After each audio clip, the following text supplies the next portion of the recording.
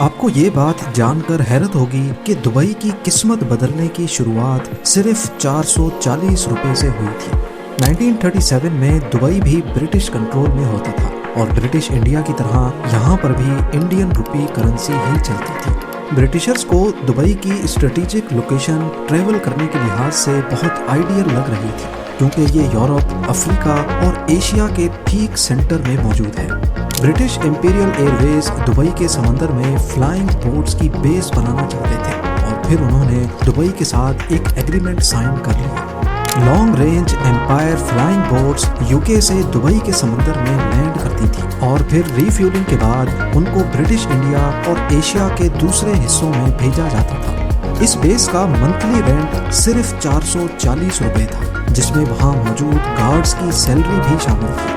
کون جانتا تھا کہ کچھ ہی سالوں کے بعد یہ دنیا کے سب سے بزی ایئرپورٹ میں کنورٹ ہو جائے گا اور یہاں کی اپنی ایئر لائن اچھوں کو ٹکر دے پائے گی۔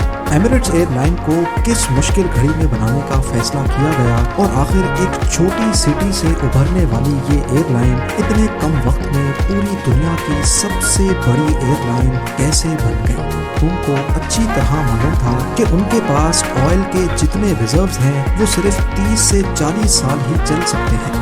ان کو جلد از جلد کوئی آلٹرنیٹ انکم سورس بنانا تھا۔ انہوں نے دیکھا کہ برٹشرز دبئی کی لوکیشن کو استعمال کر کے اپنی ایئر لائنز کو ایک اسٹاپ اوور فراہم کر رہے ہیں اور دبئی کو صرف معمولی سا رینٹ ہی ملتا ہے۔ یہی دیکھتے ہوئے دبئی کے رولر نے 1959 میں دبئی ایئرپورٹ کی کنسٹرکشن کا آغاز کیا۔ 1960 میں دبئی ایئرپورٹ پہلی بار لانچ کیا گیا تو اس میں صرف ایک ایپرن، ایک چھوٹے کمرے جیسا ٹرمینل اور ایک رن وے ہوتا تھا، وہ بھی پکا نہیں بلکہ ریت کو کمپریس کر کے بنایا گیا تھا۔ اس رن وے پر صرف چھوٹے ڈاگلس DC-3 جیسے ایئر کرافٹس ہی لینڈ کر سکتے تھے۔ 1965 میں پراپر میٹل رن وے بنوانے کے بعد دبئی ایئرپورٹ پر لینڈ کرنے والا پہلا jet aircraft Middle East Airlines کا کومیٹ تھا۔ ہر گزرتے سال دبئی کے رولر ایئرپورٹ میں نئی اور لیٹسٹ فیسلٹیز لانچ کروانے لگے۔ 1969 میں یہاں 9 ایئر لائنز کام کر رہی تھیں جو 20 ڈیسٹینیشنز آفر کرتی تھیں اور 1980 میں دبئی ایک انٹرنیشنل اسٹاپ اوور بن کر ابھرنے لگا، جہاں Air India, Cathay Pacific, Singapore Airlines اور ملیشین ایئر لائنز جیسے نام ری فیولنگ کرنے کے لیے رکتے تھے۔ دبئی سے پہلے اس ریجن میں یہ تمام فلائٹس پاکستان کے کراچی انٹرنیشنل ایئرپورٹ پہ ری فیولنگ کے لیے رکتی تھی اور دیکھتے ہی دیکھتے دبئی نے کراچی ایئرپورٹ کی ساری ٹریفک اپنی طرف اٹریکٹ کر لی۔ اس وقت پورے مڈل ایسٹ کے درمیان ٹریول کرنے کے لیے گلف ایئر کو استعمال کیا جاتا تھا، جو کہ بحرین کی ایئر لائن ہے۔ پورے مڈل ایسٹ کو اگر اچھی انٹرنیشنل فلائٹس لینی ہوتی تھی تو وہ پہلے گلف ایئر کے ذریعے دبئی آتے تھے اور پھر وہاں سے اپنے انٹرنیشنل سفر کا آغاز کرتے تھے۔ 1980 میں دبئی کے شیخ محمد بن راشد ال مکتوم، جو اس وقت دبئی کے ڈیفنس منسٹر تھے، ان کو گلف ایئر نے آفر دی کہ وہ صرف یہ اناؤنس کر دیں کہ گلف ایئر دبئی کی آفیشیل ایئر لائن ہے۔ اس سے گلف ایئر کو انٹرنیشنل فلائٹس بھی ملنا شروع ہو جائیں گی اور اس سے دبئی کو بھی کافی فائدہ ہوگا اور بدلے میں دبئی کو گلف ایئر کے 50% اسٹیکس بھی مل جائیں گے، پر شیخ محمد نے اس ڈیل سے انکار کر دیا۔ گلف ایئر نے سوچا کہ ہم خواہ مخواہ پورے مڈل ایسٹ سے پیسنجرز لا کر دبئی کو دیتے ہیں اور وہ پیسنجرز کسی اور انٹرنیشنل فلائٹ میں چلے جاتے ہیں، جس کے بدلے میں ہمیں کچھ نہیں ملتا۔ لہٰذا گلف ایئر نے شیخ محمد کے منع کرنے کے بعد دبئی جانے والی تمام فلائٹس کو بند کر دیا۔ گلف ایئر کا یہ فیصلہ دبئی کے انٹرنیشنل اسٹاپ اوور کو خاصا نقصان پہنچانے لگا۔ یہی وہ وقت تھا جب شیخ محمد بن راشد نے اپنی خود کی ایئر لائن ایمریٹس لانچ کرنے کا ارادہ کیا۔ اس ارادے کو حقیقت میں بدلنے کا مطلب تھا پہلے سے اسٹیبلشڈ ایئر لائن سے ٹکر لینا، جس میں گلف ایئر جو ان کا پہلا رائیول تھا، اس کے علاوہ British Airways, Singapore Airlines, Lufthansa, Air India اور پین ایم ایئر ویز وہ بڑے بڑے نام تھے جن کے خلاف ایمریٹس کو آپریٹ کرنا تھا۔ اب یہ کام جتنا سننے میں مشکل لگ رہا ہے، یہ حقیقت میں اس سے بھی کہیں زیادہ مشکل تھا۔ اس وقت ایک بوئنگ 737 کی پرائز $25 ملین تھی۔ اس کے علاوہ پائلٹس، کرو اور انجینئرز بھی ٹرین کرنے تھے، اس میں الگ سے خرچہ لگ رہا تھا۔ یعنی کل ملا کر دبئی کو ایک نئی ایئر لائن پر کم سے کم 6 سے 7 کروڑ ڈالرز خرچ کرنا پڑ رہے تھے، اور اس کے بعد بھی کیا پتا ایئر لائن چلے یا نہیں۔ یہاں پر دبئی کے شیخ نے اسمارٹلی کھیلا اور پاکستان سے مدد مانگی۔ Pakistan international air line PIA نے دبئی کو 2 بوئنگ 737-300 لیز پہ دیے۔ ان جہازوں پر ایمریٹس کی برانڈنگ کی گئی، جبکہ پائلٹس، کرو اور انجینئرز سب کچھ PIA کا تھا۔ ان پلینز کو چلایا تو ایمریٹس کے نام پہ جاتا تھا، لیکن مینجمنٹ ساری PIA کی تھی، اور اس کام کے بدلے میں دبئی کے شیخ نے PIA کو 1 کروڑ ڈالرز ادا کیے۔ یعنی جو کام 7 کروڑ ڈالرز میں ہونا تھا وہی اب 1 میں ہو گیا۔ ایمریٹس کی پہلی فلائٹ 25 اکتوبر 1985 کو دبئی سے کراچی تک گئی۔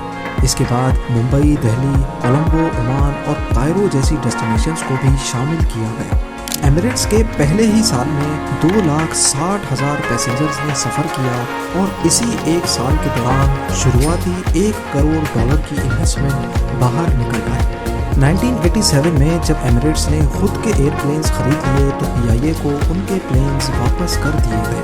1990s کی شروعات میں گلف وار کے دوران جہاں باقی تمام ایئر لائنز نے مڈل ایسٹ کے آپریشنز بند کر دیے تھے، وہیں ایمریٹس یہ موقع اپنے ہاتھ سے نہیں گنوانا چاہتی تھی۔ گلف وار کے آخری 10 دنوں میں مڈل ایسٹ یا عرب کنٹریز کے درمیان اگر کوئی ایئر لائن آپریٹ کر رہی تھی تو وہ کوئی اور نہیں بلکہ ایمریٹس ہی تھی۔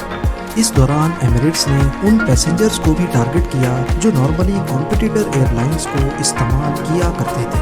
نئے پیسنجرز نے ایمریٹس میں وہ فیسلٹیز بھی پائیں جس کے لیے دوسری ایئر لائنز ایکسٹرا چارج کرتی تھی، جیسا کہ personal entertainment system, luxury cabins اور بہترین ڈائننگ۔ یہ چانس ایمریٹس کو ترقی کی نئی اونچائیوں تک لے گئے، اور بعد میں لائل پیسنجرز کے لیے ایمریٹس نے اسکائی واٹس پروگرام بھی لانچ کیا۔ اب انٹرنیشنل پیسنجرز کے ساتھ ساتھ دبئی کی بڑھتی ہوئی پاپولیرٹی نے بھی ایمریٹس ایئر لائن کی سکسیس کو نیکسٹ لیول تک پہنچا دیا۔ بلکہ یہ بھی کہہ سکتے ہیں کہ دبئی کی پاپولیرٹی کے پیچھے بھی کافی حد تک ایمریٹس کا ہی ہاتھ رہا ہے۔ وہ ایسے کہ دنیا میں سب سے زیادہ استعمال ہونے والا flight route Europe to South East Asia اور آسٹریلیا ہے۔ اگر یورپ ٹو آسٹریلیا کی ایگزامپل لی جائے تو یہ ایک دوسرے سے 14,800 کلومیٹرز دور ہے۔ یہ اتنا بڑا ڈسٹینس کوئی بھی ڈائریکٹ فلائٹ کور نہیں کر سکتی۔ اس میں زیادہ تر فلائٹس کو کہیں نہ کہیں ری فیولنگ کے لیے اسٹاپ لینا پڑتا ہے۔ اس روٹ پر سب سے زیادہ فائدہ ایمریٹس ایئر لائنز کو ہوتا ہے، کیونکہ ایمریٹس نے اپنا ہب دبئی انٹرنیشنل ایئرپورٹ کو بنایا ہوا ہے۔ دوسری فلائٹس کو جہاں اسٹاپ اوور کرنے کے لیے ایئرپورٹس کو ایکسٹرا فی پے کرنی پڑتی ہے، وہیں ایمریٹس پیسنجرز کو دبئی میں اسٹاپ اوور دے کر نہ صرف اپنی کاسٹ بھی بچاتی ہے بلکہ پیسنجرز کو بھی کمپٹیٹیو ریٹس پہ ٹکٹ سیل کر سکتی ہے، اور اس سے دبئی میں بھی وزٹرز کا ٹریفک بڑھتا ہے، کیونکہ آفٹر آل کئی لوگ آگے جانے سے پہلے 1-2 دن دبئی میں بھی رہنا پسند کرتے ہیں۔ اس کے علاوہ پلین کا فیول ٹینک اگر فل ہوتا ہے تو پلین کی فیول ایفیشنسی کم ہو جاتی ہے، کیونکہ ایکسٹرا فیول کا مطلب ہے ایکسٹرا ویٹ، اور ایکسٹرا ویٹ کی وجہ سے پلین کے انجنز کو زیادہ تھرسٹ پروڈیوس کرنا پڑتا ہے، جس کے نتیجے میں زیادہ فیول کنزیوم ہوتا ہے۔ ایمریٹس ایئر لائن کا ہب کیونکہ یورپ، ایشیا اور افریقہ کے سینٹر میں ہے، اسی وجہ سے وہ اپنے پلین کے ٹینکس فل نہیں کرتا تاکہ زیادہ اچھی فیول ایوریج مل پائے۔ اس طرح وہ پیسنجرز کو دبئی میں ایکسٹرا 1 گھنٹے کا اسٹاپ دے کر فیول کی مد میں کافی پیسے بھی بچا لیتے ہیں۔ اس کے برعکس دوسری ایئر لائنز اگر دبئی میں اسٹاپ اوور کاسٹ بچانے کی کوشش کرتی ہیں تو ان کو پلین میں ایکسٹرا فیول ڈالنا پڑتا ہے، جس سے ان کی اکنامکس بگڑ جاتی ہے۔ ایمریٹس کی سکسیس کے پیچھے صرف ان کی مارکیٹنگ اور لاجواب سروس ہی نہیں بلکہ ایک ایسی اسٹریٹجی بھی ہے جس کو انہوں نے کئی سالوں تک دنیا سے چھپائے رکھا۔ ایئر بس A380 آج دنیا کا سب سے بڑا کمرشل جیٹ ہے۔ ایک وقت میں یہ 850 پیسنجرز آسانی سے بورڈ کر لیتا ہے، پر حیرت کی بات یہ ہے کہ زیادہ تر ایئر لائنز جو ایئر بس A380 استعمال کر رہی ہیں وہ اس جائنٹ سے پروفٹ نہیں کما رہی۔ صرف ایک ہی ایئر لائن ہے جو ایئر بس A380 سے پروفٹ کما رہی ہے، اور وہ ہے ایمریٹس ایئر لائن۔ یہاں تک کہ ایسا مانا جاتا ہے کہ صرف ایمریٹس ہی اس جیٹ کو پروفیٹیبل بنا رہی ہے۔ تو آخر ایمریٹس ایسا کیا کرتی ہے جو دوسری ایئر لائنز نہیں کر پاتی؟ یہ راز ایمریٹس نے کئی سالوں تک چھپا کر رکھا، لیکن کووڈ-19 پینڈیمک کی وجہ سے جب ایئر فرانس نے اپنے A380s کو ریٹائر کرنے کا فیصلہ کیا تو اس موقع پر ایمریٹس کے CEO کا کہنا تھا کہ ایئر فرانس کو 10 ایئربس A380s خریدنے ہی نہیں چاہیے تھے، کیونکہ اس سے یونٹ مینٹیننس کاسٹ بڑھ جاتی ہے۔ ایئربس A380 ایک بہت ہی جائنٹ ایئر کرافٹ ہے، جہاں وہ ایک وقت میں اتنے زیادہ پیسنجر سپورٹ کر سکتا ہے، وہیں اس کا سب سے بڑا مسئلہ اس کی مینٹیننس کاسٹ ہے۔ ایمریٹس کے پاس 119 A380s ہیں اور وہ بھی سیم ماڈل کے۔ 1995 میں ایمریٹس نے فیصلہ کیا تھا کہ وہ ایک ہی ماڈل کے زیادہ جہاز خریدیں گے۔ آج ایئربس A380 کی قیمت $450 ملین ہے، جو کہ دنیا کا سب سے مہنگا کمرشل جیٹ ہے، لیکن ایک ساتھ زیادہ جہاز خریدنے سے ڈسکاؤنٹ بھی زیادہ ملتا ہے۔ ایمریٹس ایئر لائن نے ایئر بس کے ساتھ بلک ڈیل کریک کی اور اس طرح ان کو یونٹ پرائس میں کافی ڈسکاؤنٹ ملا۔ اور تو اور ان سب کی مینٹیننس کے لیے بھی ایمریٹس نے اپنا ان ہاؤس یونٹ بنا رکھا ہے۔ ان کے اسپیئر پارٹس بھی سارے ایک جیسے اور ایک ساتھ آرڈر کیے جاتے ہیں، اور یہاں پر بھی ایمریٹس اچھی خاصی سیونگ کر لیتا ہے۔ اس کے برعکس اگر دوسری ایئر لائنز کو دیکھا جائے تو زیادہ تر کے پاس الگ الگ جیٹ ماڈلز ہیں، اور اسی ڈیفرنس کی وجہ سے وہ مینٹیننس تھرڈ پارٹی آپریٹر سے کرواتے ہیں، جس کا مطلب ہے کہ وہ ایکسٹرا خرچ کرتے ہیں۔ آج ایمریٹس دنیا کا سب سے بڑا نہ صرف ایئر بس A380 کا آپریٹر ہے، بلکہ بوئنگ 777 کی کلیکشن میں بھی پہلے نمبر پہ آتا ہے۔ ایمریٹس کے پاس 119 A380s اور 148 بوئنگ 777 ہیں، یہاں تک کہ ایئر بس A380 کے جتنے بھی یونٹس دنیا میں موجود ہیں ان کا 50% صرف ایمریٹس آپریٹ کرتا ہے۔ یہ مڈل ایسٹ کی سب سے بڑی پیسنجر پر کلومیٹر کے حساب سے دنیا کی چوتھی اور ٹن کلومیٹر کے حساب سے دنیا کی دوسری بڑی ایئر لائن کہلائی جاتی ہے۔ 1998 سے لے کر آج تک 4000 ارب پیسنجرز ایمریٹس کو استعمال کر چکے ہیں، اور اسی پیریڈ کے دوران ایمریٹس 3.5 کروڑ ٹن کا کارگو ڈیلیور کر چکا ہے۔ یہ دنیا کی واحد ایئر لائن ہے جو اپنی ہسٹری میں کبھی بھی گھاٹے میں نہیں گئی۔ دیکھا جائے تو ہر سال انہوں نے 260 کروڑ درہم یا پھر 5900 کروڑ روپے کا ایوریج پروفٹ ریکارڈ کیا ہے، اور اس کا سب سے بڑا کریڈٹ کسی اور کو نہیں بلکہ